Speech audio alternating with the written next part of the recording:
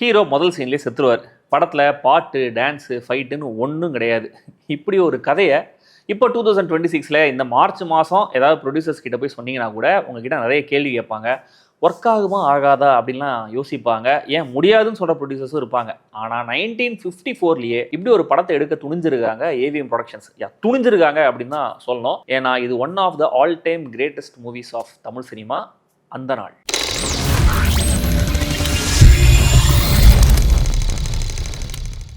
அந்த நாள் படத்துடைய கதை என்ன?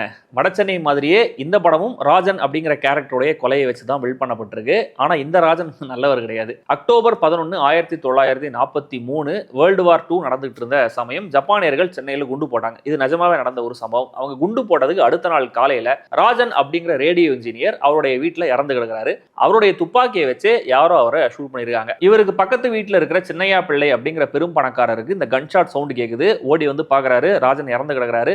பதறி அடிச்சு ஓடுறாரு. போலீஸை போய் கூட்டு வராரு. போலீஸ் இந்த கிரைம் சீனுக்கு வராங்க. இன்ஸ்பெக்டர் நாயுடு கூட சேர்ந்து சிவானந்தம் அப்படிங்கிற சிஐடி ஆஃபீஸர் இந்த கேஸை விசாரணை பண்ண ஆரம்பிக்கிறாரு. ராஜனுடைய வைஃப் உஷாவுக்கு இந்த மரணம் பயங்கரமான ஒரு டிஸ்டர்பன்ஸை கொடுத்துருக்கு. அவங்க ஒரு மாதிரி நில குலைஞ்சு போயிருக்காங்க. ராஜனுடைய தம்பி பட்டாபியோட வைஃப் ஹேமா, ராஜனுடைய சீக்கிரட்ல ஒருத்தங்க இருக்காங்க. அவங்க பேர் அம்புஜம். தென் பக்கத்து வீட்டில் இருக்கிற சின்னையா பிள்ளைன்னு இவங்க எல்லாருக்குமே ராஜனை கொலை பண்றதுக்கான மோட்டிவ் இருந்திருக்கு. ஸோ உண்மையிலேயே இந்த கொலையை பண்ணது யாரு, அதை இவங்க எப்படி கண்டுபிடிக்கிறாங்க, இதான் இந்த கதை. முதல் முக்கியமான விஷயம், ஸ்பாய்லர்ஸ் அஹெட் அப்படின்னு சொல்லுவேன். நீங்க நினைக்கலாம், இல்லை, இந்த படம் எடுக்கப்பட்டது 1954. அதை தான் நான் முதலே சொல்லிட்டேன்.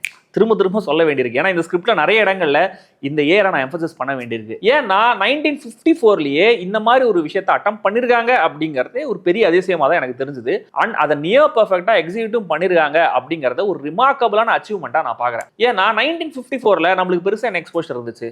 ஆடியன்ஸ் விடுங்க, பிலிம் மேக்கர்ஸுக்கே பெருசா என்ன எக்ஸ்போஷர் இருந்தது? எக்ஸ்போஷர் இருந்த கொஞ்சம் வசதியான ரைட்டர்ஸ், டைரக்டர்ஸ் எல்லாமே கூட இந்த மாதிரி ஒரு படத்தை ட்ரை பண்ணவே இல்லை. இதனால தான் அந்த கூட்டத்திலேருந்து ஸ்டாண்ட் அவுட்டா தெரியறாரு இயக்குனர் எஸ் பாலச்சந்தர். வீணை எஸ் பாலச்சந்தர் அப்படின்னா நிறைய பேருக்கு தெரிஞ்சிருக்கலாம். இவருடைய படங்கள், இவருடைய அட்டெம்ப்ட் ஒவ்வொன்றுமே யூனிக்காக தான் இருக்கும். அண்ட் இந்த அந்த நாள் படத்தோட முக்கியமான ஷார்ட் ஒன்று மீமா ரொம்ப காலமாக சர்க்குலேட் ஆகிட்டு இருக்கு சோஷியல் மீடியாவில்.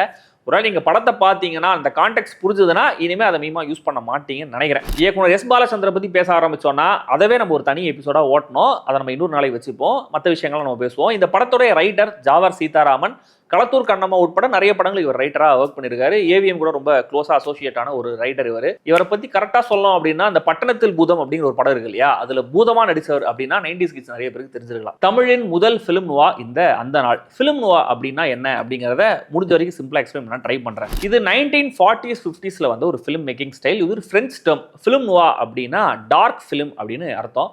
ஏன்னா இந்த ஸ்டைல் படங்கள்ல டார்க்னஸுக்கு அதிக முக்கியத்துவம் இருக்கும். ஹை கான்ட்ராஸ்ட்ல ஷேடோ, சில் அவுட்டுங்கிற மாதிரிலாம் நிறைய ஃப்ரேம்ஸாக அவங்க வந்து பிளாக் பண்ணி வச்சிருப்பாங்க.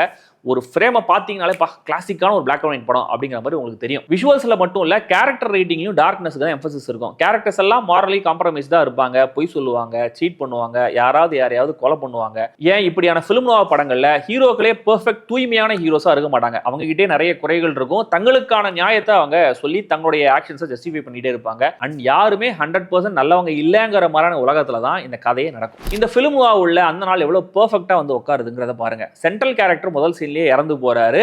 அவரும் கூட கொஞ்சம் நல்லவர் கிடையாது. அண்ட் அவர் சுத்தி இருக்கிறவங்க எல்லாருமே சந்தேகத்துக்குரியவங்க தான். எல்லார்கிட்டயுமே ஏதோ ஒரு சீக்ரெட் இருக்கு, போய் சொல்லி மறைச்சிட்டு இருக்காங்க. அன்ரிலையபிள் நரேட்டர் மாதிரி தான் ஒவ்வொருத்தருமே தெரியுறாங்க. பின்னணியில வேர்ல்டு வார் 2ங்கிற ஒரு பெரிய ஈவெண்ட் ஒன்று நடந்துட்டு இருக்கு. அந்த ஈவெண்ட்டே ஹியூமனிட்டிக்கு எதிரான ஒரு டார்க்கான ஈவெண்ட் தானே. சோ இயக்குனர் எஸ் பாலச்சந்தர் இந்த உலகத்துல இருந்து கலர்ஸ் எல்லாத்தையும் எடுத்துட்டு வெறும் டார்க்னஸ்ல டென்ஷனை மட்டுமே பில்ட் பண்றாரு. பிலிம் நுவா மட்டும் இல்ல, தமிழுடைய முதல் ஹூடனிட் படமும் இந்த அந்த நாள் தான். நீங்க ஒருவேளை கூகுள் சர்ச் பண்ணீங்கன்னா திகம்பர சாமியார், மர்மயோகி மாதிரியான படங்களை எல்லாம் கூகுள் லிஸ்ட் அவுட் பண்ணுது.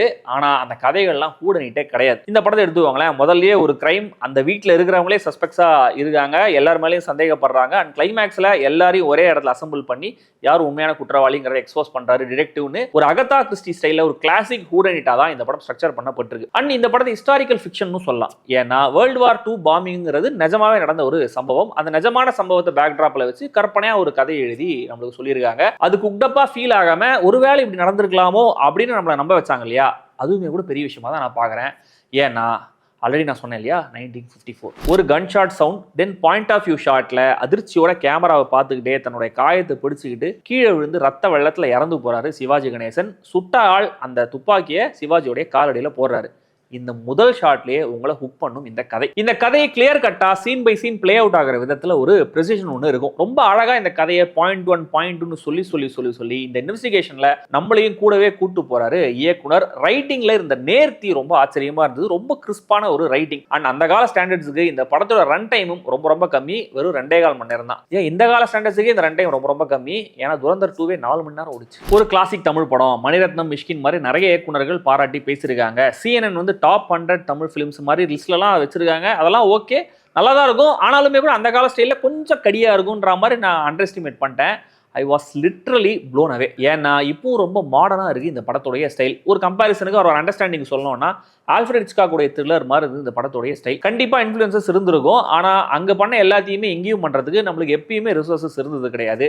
ஸ்டில் கிடைச்சதை வச்சு இந்த மாஸ்டர் பீஸை புல் ஆஃப் பண்ணியிருக்காங்க. அந்த நாள் படத்தோட ஸ்க்ரீன் பிளேயை பற்றி பேசும்போது ராஷாமான்லேருந்து இன்ஸ்பயர் ஆன ஸ்க்ரீன் பிளேங்கிற மாதிரி நிறைய பேர் சொல்லுவாங்க. என் விக்கிபீடியாலுமே கூட போட்டிருக்காங்க. ஆனால் என்ன கேட்டிங்கன்னா ராஷாமானுக்கும் இந்த படத்துக்கு சம்மந்தமே கிடையாது.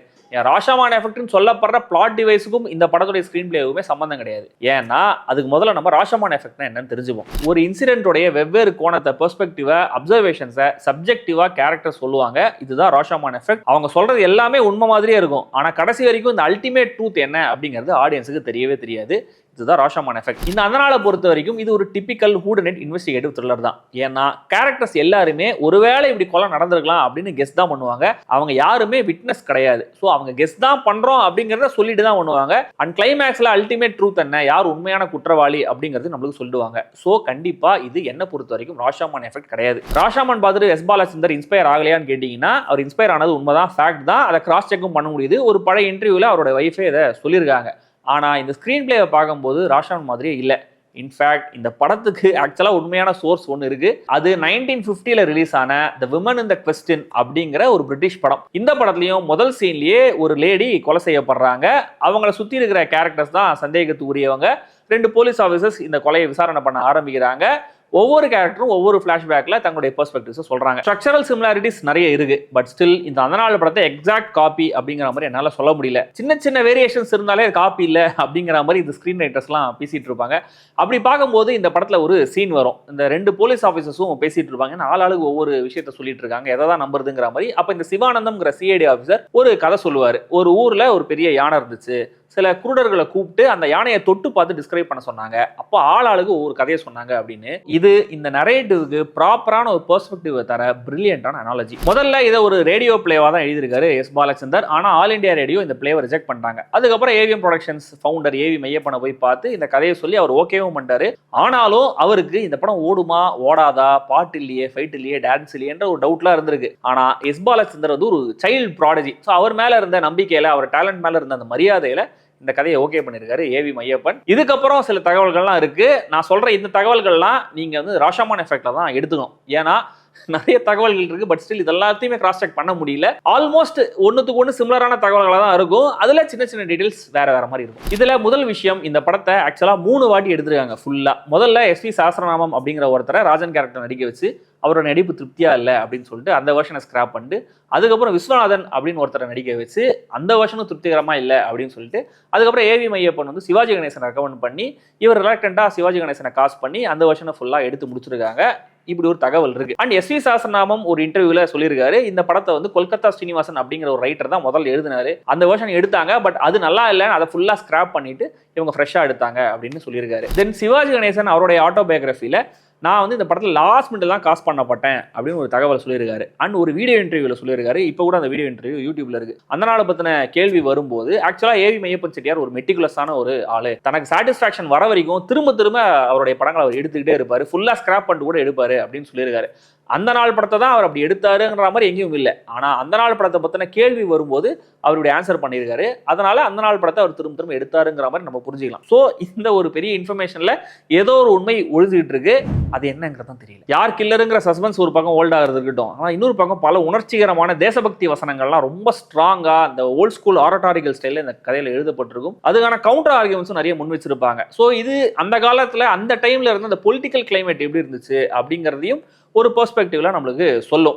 அண்ட் இதெல்லாம் இப்ப கேட்கும்போது கொஞ்சம் கடியா இருக்கும் நீங்க நினைச்சீங்கன்னா, எனக்கு அப்படி இல்லை. எனக்கு இந்த வசனங்கள்லாம் சலிக்காம இருந்ததுக்கு முக்கியமான காரணம் முதல்ல இந்த படம் ஸ்டேஜ் பண்ணப்பட்டிருக்கிற விதம், அடுத்தது நடிகர்களுடைய நடிப்பு. இதுல பிரதானமா நடிகர் திலகம் சிவாஜி கணேசன். என்ன ஒரு ஸ்டைல், என்ன ஒரு ஸ்வாக். தமிழ் சினிமாவுடைய முதன்மையான ஆன்டி ஹீரோ கதாபாத்திரங்கள்ல இந்த ராஜன் கேரக்டரும் ஒன்னா இருக்கலாம், ஆர் இதுவே ஃபர்ஸ்டாகவும் இருக்கலாம். இன்னைக்கு நம்மளுக்கு இருக்கிற டேஸ்ட்டை வச்சு பார்க்கும்போது சிவாஜி கணேசன் நடிச்ச இந்த சோஷியல் டிராமா படங்கள்ல அவருடைய நடிப்பெல்லாம் கொஞ்சம் ஓவர் த டாப்பா தெரியும். ஆனா இந்த படத்துல கண்டிப்பா அப்படி தெரியவே தெரியாது. இந்த ராஜன்கிற கேரக்டர் ஒரு மேட் சயின்டிஸ்ட் தான். தனக்கான அங்கீகாரம் கிடைக்காத ஏழ்மையில இருக்கிற பயங்கர அதி புத்திசாலியான ஒருத்தர் ஒரு சேச்சுரேஷன் பாயிண்ட்டை தாண்டிட்டா எப்படி நடந்துப்பாங்க அப்படிங்கிறத தன்னுடைய அந்த போர்ட்ரேல பிரில்லியண்டா கொண்டு வந்திருப்பாரு. சில சீன்ஸ்ல ஒரு நக்கலோட அவர் பார்க்குற பார்வை, சிகரெட் பிடிக்கிற ஸ்டைல், சின்னையா கேரக்டரை அவர் லெஃப்ட் ஹேண்ட்ல அலட்சியமா டீல் பண்ற விதம்னு கலக்கியிருப்பாரு.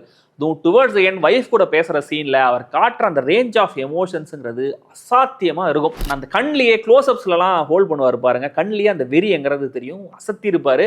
ஆக்சுவலா இவருடைய ஆக்டிங்குக்காகவே இந்த படத்தை நீங்க இன்னும் தடவை பார்க்கலாம். அடுத்தது பண்டரி பாய். பாவம் இவங்களுக்கு நிறைய கிரெடிட் நிறைய பேர் கொடுத்தது கிடையாது. பட் சிவாஜி கணேசனுக்கு ஈக்குவலா முக்கியமான 2-3 சீன்ஸ்ல இவங்க பெர்ஃபார்மன்ஸ்ல சூப்பரா ஹோல்ட் பண்ணிருப்பாங்க. முக்கியமா பிளாஷ்பேக்ல காலேஜ்ல வர அந்த ஸ்டேஜ்ல பேசுற சீன் ஒன்று, தென் டுவர்ட்ஸ் என் ராஜன் அப்படிங்கிற கேரக்டர் கிட்ட அவங்க ரீசன் பண்ண ட்ரை பண்ணுவாங்க. இந்த 2 சீன்லயும் அவங்க ரொம்ப நல்லா பெர்ஃபார்ம் பண்ணிருப்பாங்க. இத்தனைக்கும் இவங்களுடைய மதர் டங் கன்னடம், ஆனாலுமே தூய தமிழ் வசனங்களுடைய அந்த டெலிவரியில ஃபுல் மார்க் வாங்கியிருப்பாங்க. உஷாங்கிற இந்த கேரக்டரை ஃபுல் கன்விக்ஷனோட ஈடுபாட்டோட போர்ட்ரே பண்ணியிருந்தாங்க பண்டரி பாய். அடுத்தது சிஐடி கேரக்டர்ல படத்துடைய ரைட்டர் ஜாவர் சீதாராமன் ஒரு டிலைட்ஃபுல்லான பெர்ஃபார்மன்ஸை கொடுத்துருப்பாரு. ஒரு காமிக்கலான கேரக்டர் மாதிரி தான் தெரியாரு, ஆனா டக்குன்னு சீரியஸ் ஆவாரு. இவருடைய கேரக்டரைசேஷனே ரொம்ப சீக்கியா தான் இருந்தது. அண்ட் இந்த படத்துடைய நிறைய வசனங்கள்ல அந்த சீக்கினஸ் தெரியும். யார் இவரு, எனக்கே அவரை பார்க்கணும் போல இருக்கே அப்படின்னு சொல்ல வச்சிருந்தாரு இந்த படத்துடைய சினிமாட்டோகிராஃபர் மாருதி ராவ். இந்த படம் ஒரு காம்பாக்டான சின்ன சைஸ் டெக்னிக்கல் அச்சீவ்மெண்ட் அப்படின்னே நான் சொல்லுவேன். ஏன்னா பிளாக் அண்ட் ஒயிட்ல அந்த காலத்துல பெருசா என்ன இனோவேட் பண்ணிருக்க முடியும் அப்படின்னு கொஞ்சம் ஆணவத்தோட தான் நான் நினைச்சிட்டு இருந்தேன். ஆனா இந்த படத்துடைய பல ஃப்ரேம்ஸ், பிளாக்கிங், லைட்டிங்லாம் செம்ம ஏஸ்தட்டிக் சென்ஸோட இருந்துச்சு. படம் ஆல்மோஸ்ட் இண்டோர்ஸ்ல தான் நடக்கும், ஆனா எங்கேயுமே அந்த சலிப்பு தட்டவே தட்டாது. பிலிம் நோவா ஜானருக்கு ஏற்ற ஹை கான்ட்ராஸ்ட் டோன்ல பல ஃப்ரேம்ஸ் மிரட்டலா இருக்கும். சின்ன பிள்ளை கேரக்டர் முதல் சீன்ல படியிலேருந்து இறங்கி வர அந்த ஷாட்லயே லைட்டிங்ல விளையாடி இருப்பாரு மாருதி ராவ். சிவாஜி கணேசன் பேசுற ஒரு சீன்ல அவர் முகத்துல லைட் பட்டு பட்டு நகர்ற விதம், அந்த கேமரா ஆங்கிள்ஸ்ல இனோவேஷன்லாம் ரொம்ப ஆச்சரியகரமா இருந்தது. ஏன்னா நான் தான் சொன்னேன் இல்லையா 1954, அது ஒரு பர்டிகுலர் சீன்ல சிவாஜி கணேசன் ஒரு சேர்ல, ஒரு ரோலிங் சேர் மாதிரி ஒரு இடத்துல உட்காந்து பேசுவாரு. சேர்ல ஆடிட்டே அவர் பேசுவார். அவர் ஆடிட்டே பேசுற அந்த பாயிண்ட் ஆஃப் வியூல டக்குன்னு ஷிஃப்ட் பண்ணி அந்த சேரோடைய பாயிண்ட் ஆஃப் வியூல கேமரா ஆடுற மாதிரி வச்சிருந்தாங்க பாருங்க. ஒரு இன்சர்ட் ஜீனியஸான ஒரு ஒர்க். எப்படி ஸ்டூடியோஸ் அவங்களுக்குன்னு ஒரு ரைட்டர்ஸ் டீமை வச்சிருப்பாங்களோ அந்த மாதிரி ஏவிஎம் ப்ரொடக்ஷன்ஸ் அவங்களுக்குன்னு ஒரு மியூசிக் ட்ரூப்பே வச்சிருந்தாங்க. ஸோ அவங்க தான் இந்த படத்துக்கு பேக்ரவுண்ட் ஸ்கோர் பண்ணது. அந்த மியூசிக் ட்ரூப்போடைய பேர் ஏவிஎம் வாத்திய கோஷ்டி. அப்படிதான் இந்த படத்துடைய டைட்டில்ஸ்ல கிரெடிட்ஸ் கொடுத்துருக்காங்க. படத்துடைய டிராமாவுக்கும் டென்ஷனுக்கும் பக்காவா காம்ப்ளிமெண்ட் பண்ணியிருந்தது இந்த படத்துடைய பேக்ரவுண்ட் மியூசிக். ஆக்சுவலா பிஜிஎமும் எனக்கு ரொம்ப பிடிச்சிருந்தது இந்த படத்துல. ஸோ இவ்வளவு சிறப்புகள் இருக்கிற இந்த படம் ரிலீஸ் டைம்ல ஓடலை. சிவாஜி கணேசன் முதல் சீன்லேயே செத்துட்டாரு அப்படின்னாலுமே தியேட்டரை விட்டு எழுந்து போன ஆடியன்ஸ்லாம் இருந்திருக்காங்க. அதுக்கப்புறம் இந்த படம் நேஷனல் வாங்கிச்சுங்கிற நியூஸ் வந்தது. அதுக்கப்புறம் இந்த படத்தை ரீலீஸ் பண்ணி அப்போ இந்த படம் கொஞ்சம் சுமாராக ஓடி இருக்கு. பட் ஸ்டில் அப்பவுமே கூட எதுக்கு திரும்ப திரும்ப சிவாஜி கேரக்டர் செத்துட்டே இருக்காரு அப்படின்ற மாதிரி குழப்பத்தோட தியேட்டர்ல படம் பார்த்தவங்கலாம் இருக்காங்க. மேபி இந்த படம் தந்த பெட்டரான எக்ஸ்பீரியன்ஸ்னால தான் இதுக்கப்புறம் ஏவி மையப்பன் இப்படியான எக்ஸ்பெரிமெண்டல் ப்ராஜெக்ட்ஸ்ல கை வைக்கவே இல்லை. அண்ட் வீணை எஸ் பாலச்சந்தர் ஏவிஎம்காக எடுத்த முதல் படமும் ஒரே படமும் இதுதான். பட் இந்த படம் சரியா ஓடல அப்படிங்கிறதுல அவருக்கு எந்த வருத்தமும் கிடையாதான். இப்படி ஒரு படம் தன்னால் எடுக்க முடிஞ்சது அப்படின்றது ரொம்ப சந்தோஷமா தான் இருந்தார். எனக்கு இந்த படத்துல ஒர்க் ஆகாத சில விஷயங்கள் அப்படின்னா அதுல முதல் விஷயம் இந்த காலேஜ் ஸ்பீச் போர்ஷன்ஸ் கொஞ்சம் அப்படியே லென்த்தியா போயிட்டே இருந்துச்சு. அதை கொஞ்சம் கட் ஷார்ட் பண்ணிருக்கலாம். அடுத்தது இந்த சிவானந்தம் கேரக்டர் ஒரு முக்கியமான க்ளூவை பத்தி ஹாஃப் வேலையே டிஸ்கஸ் பண்ணுவாரு. அது கொஞ்சம் ஆப்வியஸா ஸ்டேட் பண்ணாம இருந்துச்சு. ஏன்னா அந்த க்ளூவை ரிவீல் பண்ணதுமே யார் கொலை பண்ணிருப்பாங்க அப்படிங்கிறது நம்மளுக்கும் புரிஞ்சிடும். ஸோ அதை கொஞ்சம் அவாய்ட் பண்ணிருக்கலாம். தென் கிளைமேக்ஸ்ல ராஜனுடைய ரூமுக்குள்ள ஒரு கேரக்டர் போகும்போது அங்க எப்படி திரும்ப துப்பாக்கி வந்துச்சு அப்படிங்கிறதுக்கு சரியான ஜஸ்டிஃபிகேஷன் இருக்காது. ஆனா இது எல்லாத்தையும் மீறி இனிமே இந்த அந்த நாள் படத்துக்கு என்னுடைய இந்த ஆல் டைம் ஃபேவரட் படங்கள் லிஸ்ட்ல கண்டிப்பா ஒரு இடம் இருக்கும். அதுக்கு இன்னொரு முக்கியமான காரணமும் இருக்கு. எனக்கு இந்த படத்துல ஒரு ஸ்பெஷல் பர்சனல் கனெக்ட் ஒன்று இருக்கு. நான் இந்த கதையை நடக்கிற இடம் திருவல்லிக்கேணி. நான் பிறந்து வளர்ந்து இப்போ வாழ்ந்துட்டு இருக்கிற ஏரியா அது. படத்துடைய ஆரம்பத்திலே வாய்ஸ் ஓவர்ல சொல்லுவாங்க, இந்த பாம்பு போட்ட அடுத்த நாள் திருவல்லிக்கேணியில ஒருத்தரோட வீட்டில் அப்படிங்கிற மாதிரி டெக்ஸ்ட்லாம் போடுவாங்க. அது பார்த்து பரவாயில்ல எங்க ஏரியா பற்றி சொல்றாங்களே அப்படின்ற மாதிரி இருந்தது. அண்ட் ஒரு சீன்ல இந்த பார்த்தசாரதி கோயில் குளத்தை எல்லாம் காமிச்சிருப்பாங்க. அப்போ இருக்கு அது பார்க்கும்போது ரொம்ப சரியலா இருந்தது அந்த இமேஜ் எல்லாம். ஸோ இது ஒரு காரணம். அந்த நாள் படத்தை பார்த்து முடிச்சதுக்கப்புறம், அந்த படத்தை பற்றி படித்து முடிச்சதுக்கப்புறம் இந்த படத்துக்கும் ஆரண்ய காண்டத்துக்கும் நிறைய பேரலல்ஸ் இருக்கிற மாதிரி எனக்கு ஃபீல் ஆச்சு. என்னன்னா அந்த நாள் படம் முதல் ஃபிலிம் நோவார் படம், ஆரண்ய காண்டம் தமிழ் எடுக்கப்பட்ட முதல் நியோ நோவா ஃபிலிம். அடுத்தது அந்த நாள் படமும் ரிலீஸ் டைம்ல ஓடல, ஆரண்ய காண்டம் படமும் ரிலீஸ் டைம்ல ஓடல. அந்த நாளுக்கும் நேஷனல் அவார்டு கிடைச்சிருக்கு, ஆரண்ய காண்டம் படத்துக்கும் நேஷனல் அவார்டு கிடைச்சிருக்கு. அந்த நாள் அப்போ ரிலீஸ் ஆன டைமுக்கு ஒரு டிஃபைனிங்கான கல்ட் கிளாசிக் படமா இன்னி வரைக்கும் இருக்கு. அதே மாதிரி தான் ஆரண்ய காண்டம் படமும். அந்த நாளாவது ரீரிலீஸில் கொஞ்சம் ஓடிச்சு. ஆனால் இந்த எபிசோட ஷூட் பண்ணிட்டு இருக்கும்போது ஹார்னே கார்டனை ரீரிலீஸ் பண்ணிருக்காங்க. ஆனால் அது ஓடிச்சா இல்லையா அப்படிங்கிறது தெரியல. இந்த படம் அமேசான் பிரைமில் இருக்குது. ஆக்சுவலாக பிரிண்ட் கொஞ்சம் நல்லாவே இருக்குது. ஆனால் ரொம்ப ப்ராப்பராக ஸ்கொயராக இல்லை, ஒரு மாதிரி இந்த 4:3 ரேஷியோவில் தான் இருக்குது. பட் கிளியராக தான் இருக்குது, நீங்கள் பார்க்கலாம். அண்ட் இப்போவே சொல்லிடுறேன், இந்த பழைய ஓல்ட் ஸ்டைல் வசனங்கள்லாம் இருக்கும் இல்லையா, அன்பே நாதா, அந்த மாதிரியான ஸ்டைலில் நிறைய வசனங்கள் இந்த படத்தில் இருக்குது. அதுக்கெல்லாம் கொஞ்சம் நீங்கள் மைண்டை ப்ரிப்பேர் பண்ணிட்டு தான் பார்க்கணும் இந்த படத்தை. பட் அப்படியான தூய தமிழ்லாம் எனக்கு ஒர்க் ஆகாதுங்கிற மைண்ட் பிளாக்லாம் வச்சுக்காம இந்த படத்தை பாருங்கள். ஏன்னா நிறைய ஃபிலிம் மேக்கர்ஸை இன்ஸ்பயர் பண்ண இந்த படம் உங்களையும் இன்ஸ்பயர் பண்ணலாம்.